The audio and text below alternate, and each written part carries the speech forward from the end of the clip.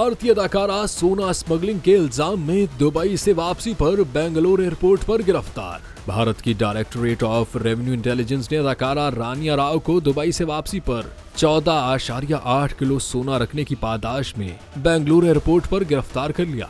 Report के मुताबिक अदाकारा रानिया राव को पीर को गिरफ्तार करने के बाद मकामी अदालत में पेश किया गया था, जहां से 14 रोजा जुडिशियल रिमांड हासिल कर लिया गया है। हुक्म के मुताबिक रानिया राव मुत्तहिदा अरब इमारात की एक परवाज के जरिए दुबई से बेंगलुरु पहुंची थी, जबकि वो गैर मामूली परवाज पर बैरून मुल्क सफर करने पर जेर निगरानी थी। तफ्तीशकारों ने इंकशाफ किया कि वो मुबैना तौर पर सोना स्मगलिंग में मुलविस हैं और मखसूस मिकदार पहनकर और कपड़ों में सोने के बार छुपाकर स्मगल करती थी।